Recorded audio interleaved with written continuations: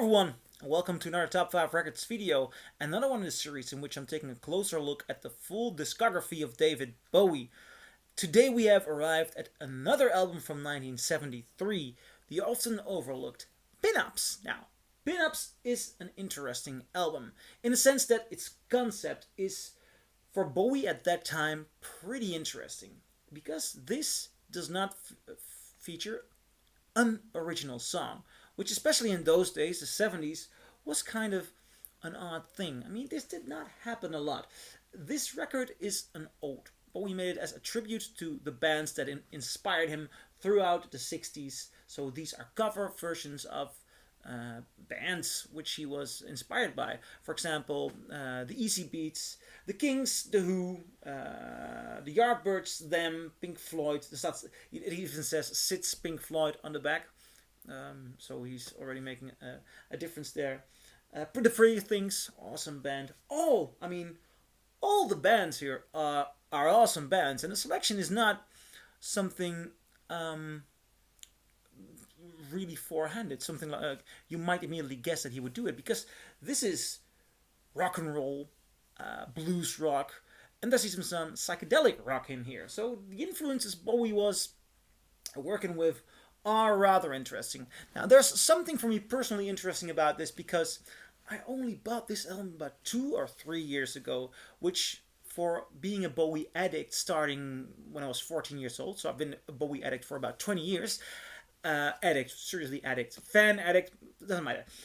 I just never bothered to take a look at this album or a closer listen to this album. I did know the song Sorrow from side 2, because it's on the Best of Bowie compilation, which was my first David Bowie vinyl, and I really liked Sorrow. So a couple of years ago I thought, you know what, I'm gonna give it a shot.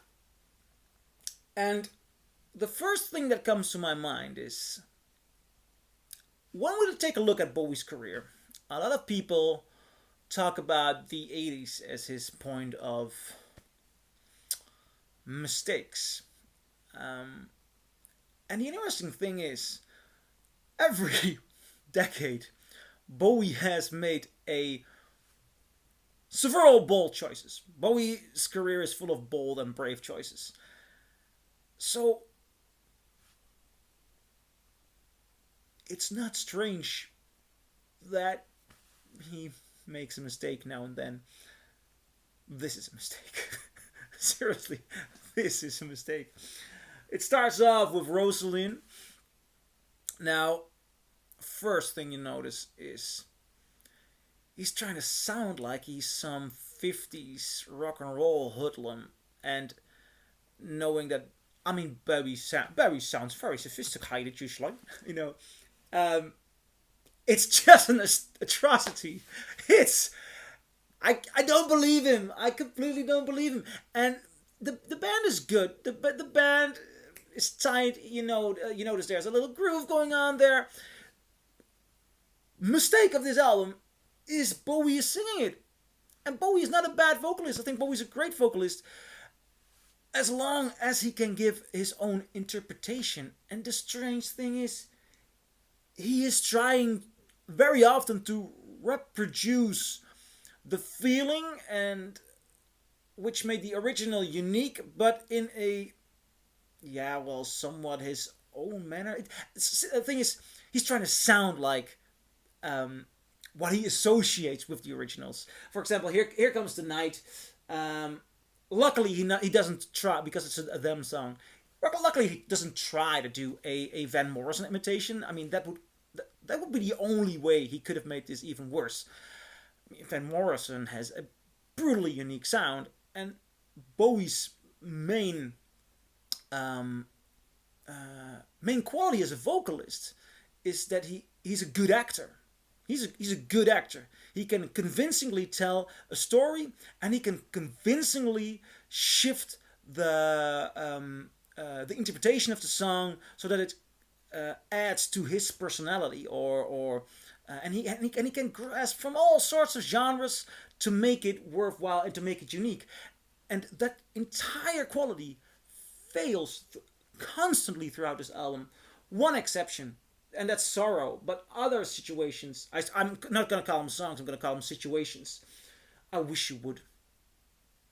I mean, he's trying to sound like rock and roll. He doesn't. See Emily play. See Emily. Sid's. He says it's an original from Sid's Pink Floyd. Pink Floyd is gonna stay away from this. It's chaotic with a horrible low altered voice coming in under there. He's getting some sort of an orchestra out there to, and he completely misses the point of what makes the original great. Everything's all right. Then 6, I can't explain.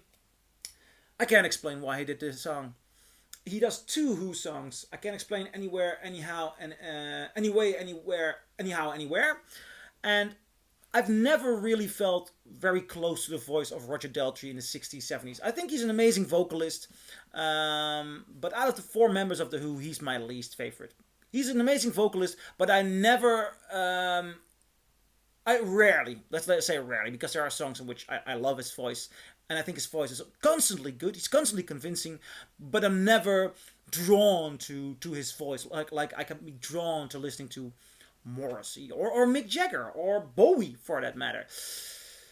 Later on, when Daltrey got older and you hear him struggling, I start to love his voice because then you hear a struggle in his voice.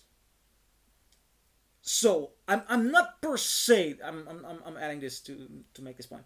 I'm not per se a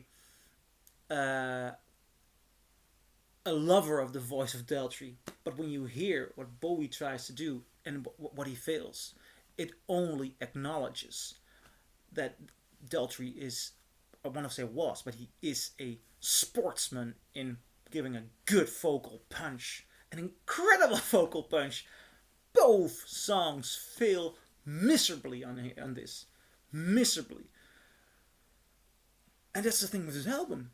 I mean, this is one of the big Bowie failures. I'm actually thinking about making a list with the 5 worst Bowie albums because it's interesting. This man has been prolific and brilliant throughout his entire career. He has been changing music from his first albums, not his first per se, until his last album. I mean, this man is a genius, but geniuses make mistakes, so I'd like to take a closer look at that in another video. But for now, this is my review of Bowie pinups. I'm curious, do you agree, do you disagree? Leave a comment below and see you in my next video.